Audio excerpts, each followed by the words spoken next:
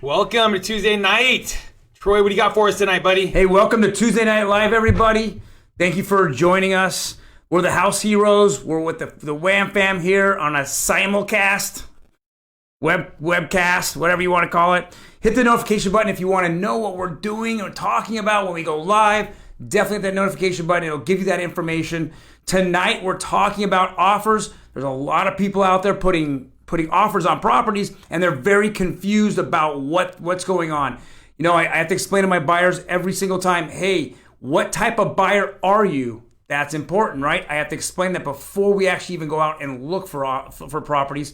And then at that point, I have to tell them what kind of buyer they are because the market is so hot and there's so many offers out there. So a couple things, you know, guys, we're very interactive. Say hi to us on the Wham Fam, on the House Hero side. Say hi, tell us you're out there. You have any questions, we're very interactive here. Leave a comment. We'll definitely get to you and we'll answer all your questions. But tonight first, Ryan has fun with the numbers. Oh, what numbers do you have for us, Ryan? Let's get on it. Troy is really excited for this one. Fun with numbers segment. There's so much news coming out right now that we just decided we had to break it up in some other format because it's very dull when we just try and cram it down your throat. I always thought it was the person, not the numbers. I mean, it's absolutely the person, too. It must be the numbers. So let's get into it. So we've got fun with numbers. 53%, Troy. What is this number? What is this number? I don't know. That's the chances that the MLB will play this year? Yep, pretty close. Nope. Lending Tree says that 53% of home buyers are more likely to buy a home in the next year because of COVID-19. So people thought that COVID-19 was going to have a negative effect on housing. It is 180% the other way. It's the opposite. So they're either tired of the small space they're living in, or they don't need to live in the town they're currently in because now they can work remotely. So remember that 53% of home buyers are more likely to buy a home in the next year. 1 in 10, Troy. What's 1 in 10? Give me. Left-handed relievers coming in the bullpen after a ninth inning. There we go. Only 1 in 10 borrowers in forbearance are actually equity poor. That means they don't have any value in their home. But 1 in 10 equity poor, what they're considering equity poor is less than 10% equity in the house. And we know if you're in that 5 to 10% range, you should be able to sell your home, pay commissions, closing costs, all of that, and exit that home free and clear. So really, it's even less than that are in a troubled spot. And we'll get into overall forbearance numbers here in a little bit. So 51%, Troy. What is that? The Lakers' chance of winning this year. There you go. There you go, Lakers. So Zillow notes traffic to for sale home increase is up 51% from a year ago. That's a huge up. 51% more people are looking at homes on Zillow. So we have a COVID issue. We're definitely going over other social things that are happening in our lives, and we're up 51%. So people are hanging out online. Yep, they really are, and they're looking for housing. You know, they're done being where they're at. So absolutely. Now we get to some of the news. Fannie Mae and Freddie Mac are saying that the forbearance rate is manageable. So they were talking and expecting these things to get into double digits, the forbearance rates, and they haven't. They've stalled out. They've slowed down. And the overall forbearance rate is 8.5%. So sometimes you'll hear the 6.6. That is the government FHFA rate. All in all, you're at 8.5 combined rate of mortgages in forbearance. That's a crazy number in the respect that, you know, as we hit March and April this year, and everyone talked about, you know, the market crashing, everyone's going to forbearance, nobody's working. And then when you look at the numbers, looking back at the month versus all those predictions in the front of the month, you realize those people had no clue. CNBC, zero clue. It was all about fake news. Yep, it really was. And I thought I had a slide in here, and we might get to it later. I think it was 33% was the number. 33% of all forbearances that have been approved aren't even being used. Yeah, which is crazy. Absolutely crazy. So yeah, you're hearing this $4.3 million forbearance number. Mm-hmm. There, a third of those, it looks like, aren't even being actually taken advantage. And then, Ryan, pray that doesn't show up on your credit report or isn't mentioned on your credit report. Absolutely. Because that's a whole nother program and a whole nother day that's been a complete nightmare for some of you who are trying to refinance. Yep. And then more evidence of a V-shaped economic recovery. So Mortgage Bankers Association has said, we mentioned this on Friday in our weekly market update, that the demand for purchase money mortgages, those are these home buyers who are saying, hey, I want to go get a home, and they're doing the right thing. They're going and getting approved for a mortgage first. That application rate is up 18% over the same month last year. Yes, again, with all the stuff that's going on in our lives, it's up 18%. And so that's here insane. Just kind of shows you through COVID, purchase money applications were down, and then bam, it is now through the roof starting in May. Just completely taken off. Yeah, and then and the reason why I hit the V part is because everyone who had property on the market or was going to put properties on the market at the very beginning of the COVID scare, the fear factor, they pulled their house off the market. The buyers were still there, so you had a lot less properties, and so sales were down because of it. And the second that we all figured out that a lot of the government and the so-called expert scientists that came out, and they weren't really accurate and completely off. I mean, massively off. Massively off. Now we just see that people are not scared anymore, and that's just the plain fact. And now this one's interesting. So this is a St. Louis Fed financial stress test, and when the number goes negative, this is it's a bundle of a lot of things that they track in the financial markets. And this stress test is indicative that we're actually, so when it's up, that's when people are kind of panicking. And then when it crosses over into this negative territory, that is when all signs are go in the economy, especially as it relates to real estate. So we've got this crossover here, and they're saying that this signals directly with this new mortgage uptick right here of people that are looking to go out and get in that real estate market. And here it kind of shows you what this graph looks like. Here's obviously the Great Recession. You see it spike, and then it comes back, and this is the recovery. And so here's this spike, and it's already hit in that negative trough, and that's what they want to see. So here's just more headlines, just kind of grouped them together. Basically, potential home buyers are going to face historically low inventory this summer. Should home buyers expect a bidding war, Troy? You expect a bidding war in December. It's never stopped. Yeah, it really has never stopped. It really hasn't. And then Americans' anxiety about bills dropped in May. And that is very important because when anxiety is lower, we know they're going out and making larger purchases. And then renters say that they are less likely to renew their lease after the pandemic. Some of these reasons include, the gyms and all the facilities that they're getting in these nice apartment complexes, they were all closed. They had no benefit from it. And a lot of them want to become homeowners. So there's multiple reasons that this is going to be a lot of renters moving out and getting into the homeownership role. If you can't use the club pool and you can't use the club weight room and all that stuff, you might as well own your house and go to the gym and go swim in somebody's neighbor's pool. Here are a couple more things that rolled through. I'll just read them really quick. So in the May U.S. jobless rate fell to 13.3%. I know we talked about this again on Friday. The news had just dropped, and employers added 2.5 million jobs, blowing Wall Street expectations out of the water. Economists had forecast a loss of 8.3 million jobs and a 19.5% unemployment rate. So that was over a 10 million job swing. They expected an 8.3 million job loss, and they got a 2.5 million job gain. Just think about that. That is absolutely huge. And that came from Wall Street Journal. CNBC said the May gain was by far the biggest one-month job surge in U.S. history since at least 1939. And this is the breakdown by sector. I know Troy has got this graph for us. He's been going over in the past. But, here's our food and service and bartenders we talk about all the time. But the rest of this roughly 1 million are the jobs these are solid home buyers and homeowners for the most part. Construction, education and health services, retail, professional services, manufacturing.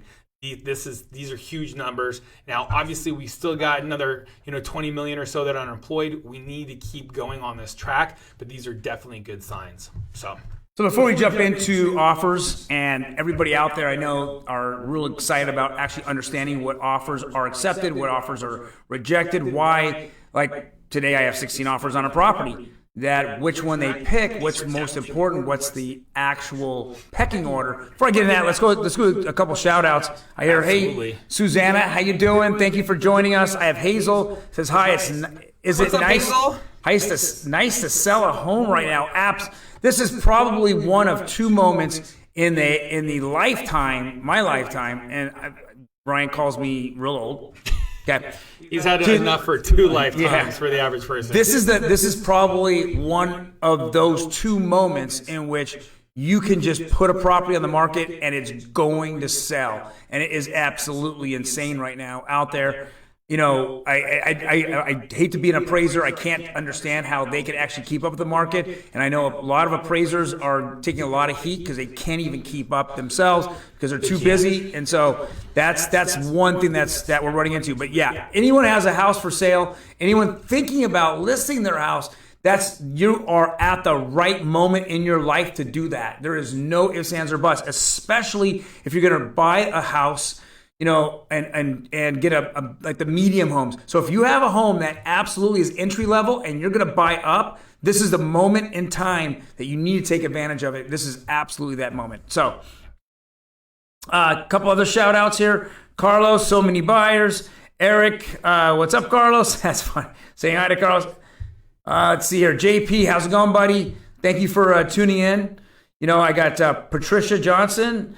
You're going to buy out in Riverside and you want to buy into Bellflower. Both, I mean, it doesn't matter where it's at anymore. Right now, LA County's hot, Riverside County's hot. It really has not stopped. Again, last Friday when we had our weekly market update, for the first time we've ever seen this, that we had more pendings go on the market and go pending in a week's notice than we had actives. Imagine more homes went into escrow than even came on the market. That is a absolute signal of a crazy hot market. Who else here? We have CD. Thank you for streaming. And then JP, do you guys often see offers greater than the list price? Oh, we're gonna get to that. Do I see anyone at or below list price? Let me just say that I don't know any client that I have put an offer in the last, 2 months that I put it at asking. Everything's been asked above asking, and I've probably are at a 1 out of 4 clip of getting accepted. Yep. Yeah, and that's actually pretty good. So let me go quick shout out. Sure. Ishrayo says, House Heroes, any changes on FHA guidelines? You know what? I'll probably let Min jump in on that. Obviously, we're not lenders. We rely on Min and all of his expertise. We track a lot of it. I know that our FHA deals are getting done. I know they had some overlays on FHA guidelines, because my understanding the FHA underlying guidelines never really changed, but there was different banks had overlays on what they would do and actually underwrite and go ahead and fund and then go ahead and sell in the secondary market with that FHA loan guarantee on it. Well, one thing I saw today, Ryan, real fast. So as the pandemic hit, immediately went to 660. Almost every single loan company went to 660. Yep. And they made it hard at 660. You had to jump through a lot of hoops. Then today, I just talked to a lender from a fairly large company, and he said we just lowered to 640. We're starting to tick down because we're seeing that the market, they feel now, is stable. It was stable all before, but they were all panicking, right? Yep. Everybody panicked. Zillow panicked. Open Door panicked. Yeah. All the banks panicked. Everybody panicked except for the millennials, right? They were still out there buying. And so we're seeing that come back at the 640 range.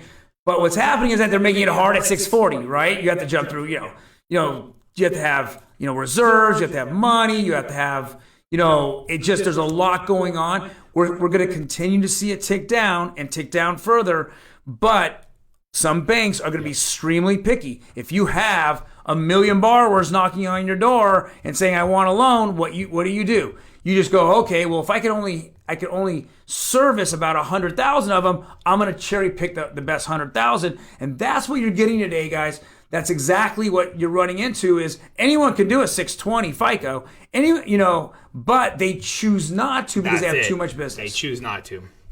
They don't want to take the risk of that loan ending up on their line. So let's jump into your question. When all offers are the same price, yes, boom. So let's take a look at this offer. So when people come to us and I get a new buyer coming and saying, "Hey Troy, what's the process? What's going on?" And the first thing I want to do is I go to the lender and I say, "Okay, so where's my client at? What do they qualify for? Do they have enough reserves to actually put down closing costs? Do they have enough money to put down a down payment? Is it 3%, 5%? Is it FHA conventional?" So I figure that out. Then I have a conversation with them about, okay, where do you want to go? What's your criteria, right? Do I want to go what cities? How many beds? How many baths? And then we have a conversation as I get them on auto search, what reality is right now, right? So if we were to go out, before we even go out, I say, if we go out and we see a house you like, are you ready to write? And most of them are saying, yeah, I'm ready to go. Let's do it. I've been waiting for this all my life, right? First time home buyer. Well, what we're running into is, well, if we get 2, 4, 6, 8, 10. Today, I just was informed on a client that I went $15,000 over asking that there's 16 offers. So as a seller, okay, how do I weed through all those offers? So this is what tonight's topic is about. As a seller, how do I weed through all the offers? Well, if we were to take all those offers, and let's be honest, 95% of all sellers are very greedy, right? They want money, the most money for the house, but they also want to close escrow. So it's not necessarily the most money, it's the one that's going to get them to the finish line. Yep. So I put this up real quick to show that we are in a seller's market. There's no question. They're in control. They control whatever's going on. And even though a buyer comes to me and says, you know, my friend just bought a home 6 months ago and they got all their closing costs paid by the seller. That was a different market. Not today. Not today. It isn't going to happen unless you're the only game in town, and that usually means that house is beat up or there's something wrong with it, to be honest with you. So that's what it is. Why are we in a seller's market, Ryan? Give me 2 reasons. Well, supply and demand. We have an absolute, just crush of demand coming in right now, and supply has dropped. So the numbers on the street are 18% increase in buyer purchase activity. We just saw that slide. And we've got other data in that's showing that we have 40% less homes than we should historically have on the market right now. So when you've got a 60% swing in inventory like that, it is a seller's market. And what happens? Prices start getting driven up, and you also get terms that are in the seller's favor. So we can kind of get into that a little bit as well later, but you have to expect to be able to remove contingencies, shorten contingencies, and a lot of other things like that, because right now the market's so hot, you can't just win on price. I know the last slide mentioned appraised value, and we're seeing a lot of situations where people are removing their appraisal contingency as well, so that they can hit that top price. But so if I look at it also, the second thing is that we're shortage of homes. Let's be very honest. Shortage of homes. Freddie Mac came out in January and said that we were 3.3 million homes short of qualified buyers in the United States. Well, pandemic hits and they actually have to erase that number, and they revised it up to 3.8. They just came out the end of May and said, oops, we made a mistake. There's 3.8 million shortage. I'm like, oh my gosh, we're not getting better. We're not. We're getting worse. We're absolutely getting worse. And we know that builders slowed down during the pandemic, and they weren't really building entry-level housing before. And that is where the shortage is that entry level and the first 2 move up tier price points. Right. So Ryan, so if I go out there and I look and I'm running an offer for my client, and I get a new client, one of the 2, if I'm a seller, what is the 2 worst offers if I have multiple offers, I don't even look at? What are those 2? That's it. It's down payment assistance programs, and then down payment assistance with no closing costs. So they literally have no money, and they are getting money and closing costs from the lender. So they're bringing in roughly 1% to close this deal. If you've got multiple offers and you're pushing appraised value up, an offer like this, if the appraisal comes in short, they're not going to be able to come in with that difference. So you're going to be looking at other offers first because you want to get that highest price. You want to make sure it goes through.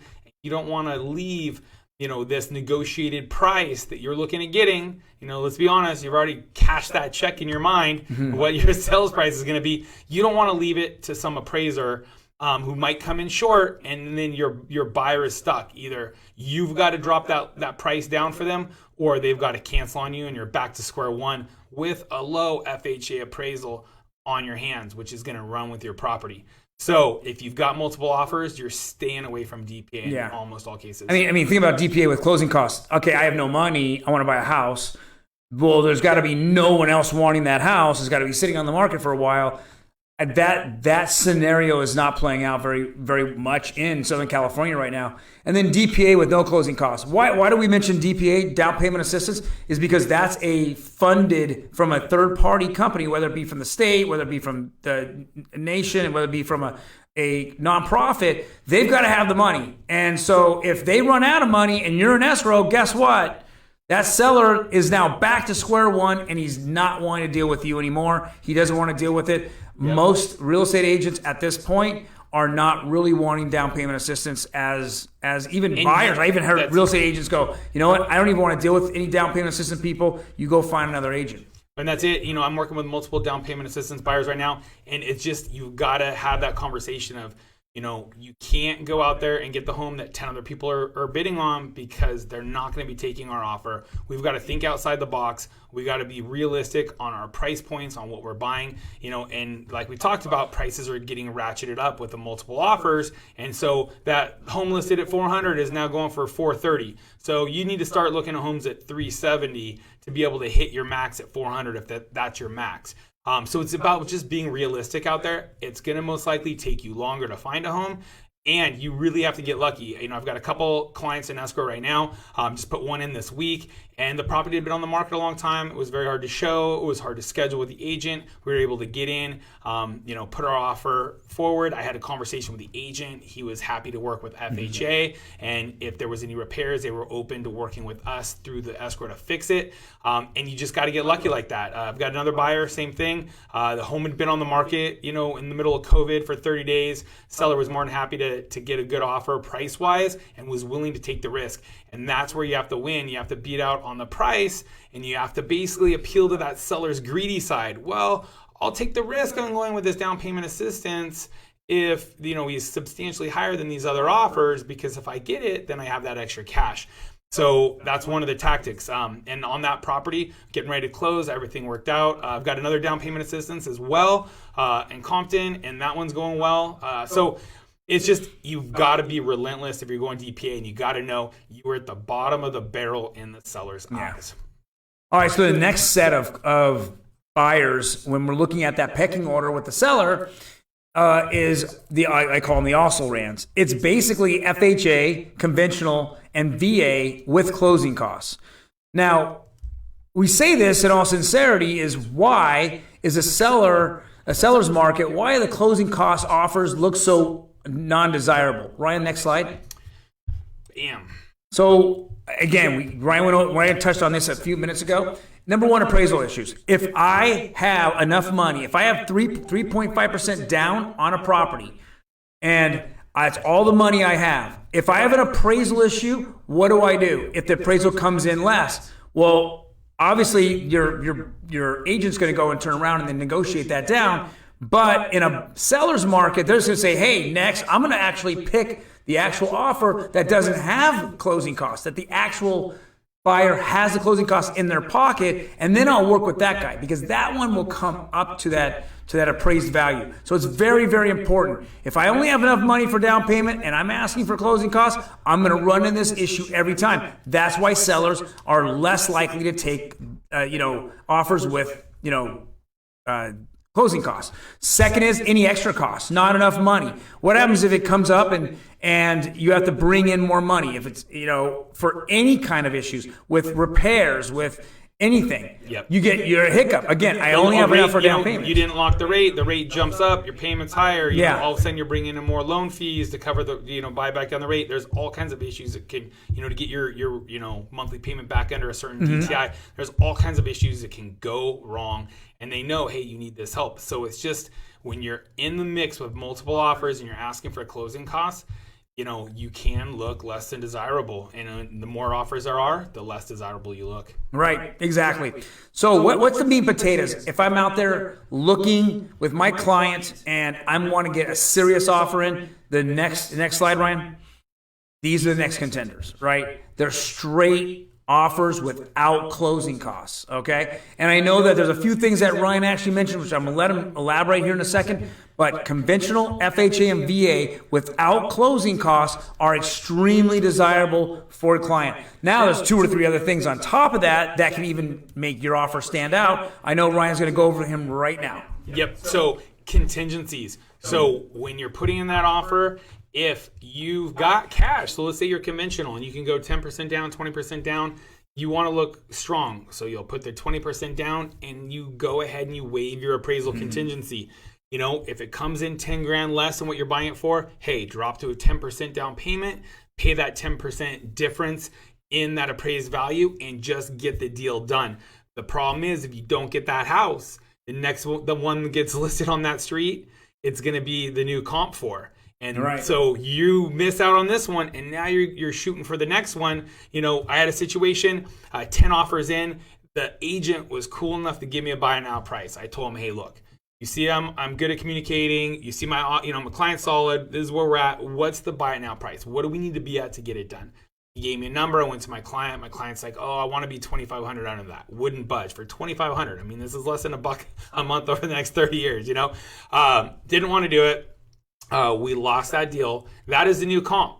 So the next, and there was 9 people that we're now with, they're going to be fighting for the next property that gets listed. So now we're going to be fighting at that is our baseline. So the next one's going to get listed is probably going to be at that buy now price, you know, because the next agent's going to list it a little higher. And then now we're fighting with 9 people to go even higher than that. So I told my client, I'm like, look, if you don't hit this number, let's just be honest. You need to start looking for a smaller house. Or you need to expand your search into different neighborhoods that are, you know, less expensive, because that's where the market's going right now in this area. So you need to keep that in mind. Right, that's a really good point, Ryan. The next point I want to make is you know, a lot of homes I'm seeing out there are vacant, right? And those are the ones that obviously are not scared of selling during the COVID. Yep. So those particular investors or just regular sellers, they want their home sold fast. And the other way of getting this done is to have a deal with least amount of days in escrow. I just had one go in, and I submitted an offer, and the agent just rejected me straight out. And so my buyer got all huffy puffy, decided she wanted to go over, and she door knocked the seller. Okay, door knocked the seller. I was the only offer. And he said no. He said no for 2 reasons. One is he told me was we added the COVID-19 disclosure into the offer. And I said, well, just take it out. What's the big deal? Number 2, he said, well, I don't think your buyer is really that qualified. And we're saying, well, hold on. How would you know? So my client door knocked it, and this lady just said, I need to sell my house. And so she just, you know, came back, and I just kind of went back to the agent and just got all over him and said, what's going on? What does it need to take to get an offer accepted with you? Because you haven't even accepted any offers. And he said, I don't know. And I said, okay, let's do 15-day escrow.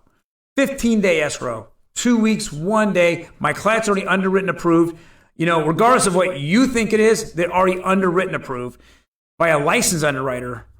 Let's get this done. He said, okay, that was 2 Fridays ago. We're going to close this Friday coming up. That's awesome. That's going to be 14-day escrow. Why did he would not have listened to us at 30 days. He would not have reconsidered. He reconsidered solely on the fact that our client is underwritten, approved, number 1. And number 2, we can get this done in 14 days, which we're completely on track right now. Yeah, and we'll cover when we get to the agents portion later. I mean, that's just a bad agent. You know, if you've got something that you don't like about an offer, pick up the phone, communicate with the agent, explain to them why you don't like their offer, counter them, give them the chance, to solve that problem and get the deal done. I mean, this guy, no wonder it was on the market, for as long as it was. It's because this agent is literally standing in the way of a deal getting done.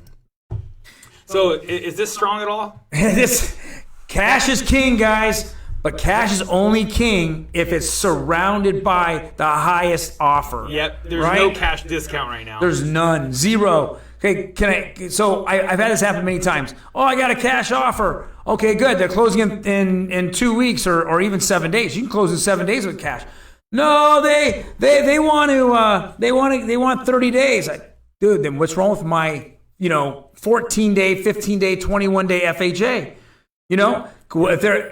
Let's be honest. I can pull up a bank statement, and I have before, for an overseas bank account that takes three weeks to even bring the money over, and then it's if even the money comes over. So even though they wrote a cash offer, they're even more riskier than my FHA that I'm going to close a week before them. So even though cash is king, make sure your agent understands that they need to still do the little things to get their offer accepted, such as quick close. Right? Or if the the seller is going to actually want to buy up, that they understand the seller's needs and then they match those seller's needs for their cash. That's it. You match those seller's needs. And the toughest part when you're, sometimes you just don't know if you're up against cash.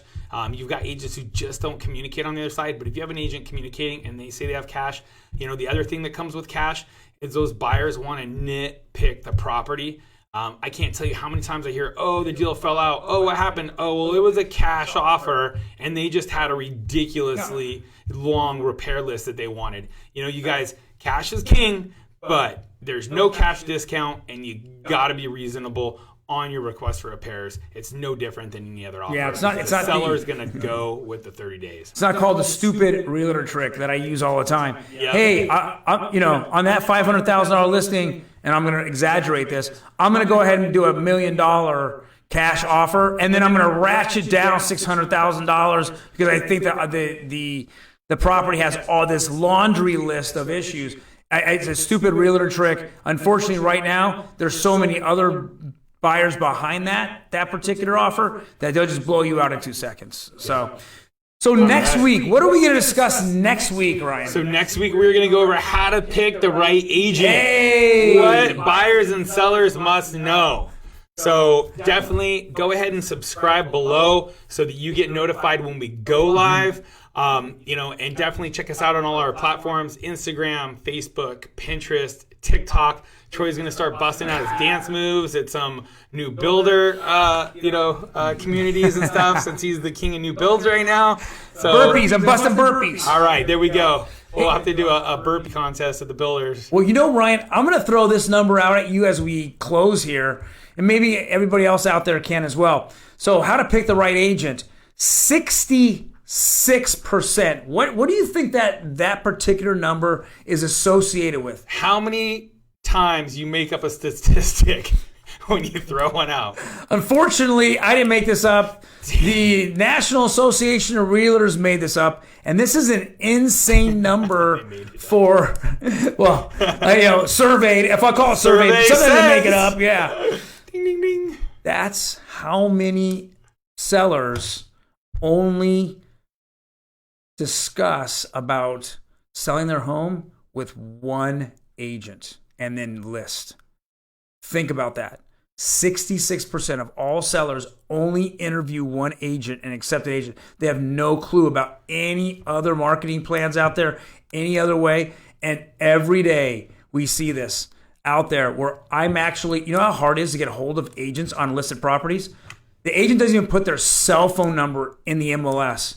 So what they did was they were slick talkers up front, and all they do is collect the check and didn't care about your property at the end. They just didn't want to deal with it. It's the 3 Ps. Put it in the MLS, put a sign up in front of the yard, and pray somebody else sells it for you. Right. The 3 Ps of real estate. And was it 4 Ps? Collect the paycheck. Oh, there we go. There you go. Well, thank you guys. Some of those don't. Yeah. Thank you guys for joining us on this Tuesday live. We know you have plenty of other things to do. I think Ryan went over it. Definitely hit the notification button. You could see all of our weekly special events that we do every week on YouTube. We also post, the weekly market update, which is really important about actually the week before in all 4 counties here in Southern California. You can see that on Facebook, no, I can't see Pinterest, right? It's YouTube, Instagram that we posted on. And we definitely appreciate your time. Yep. Thank you guys for tuning in. Definitely check us out here on Thursday if you want to hear it in Espanol with Roxy. And Friday, we'll be back with Deal of the Week, and we will be recording the weekly market update. If you guys want to see those, check us out on YouTube. Thanks. All right, guys. Peace. Have a good night. God bless.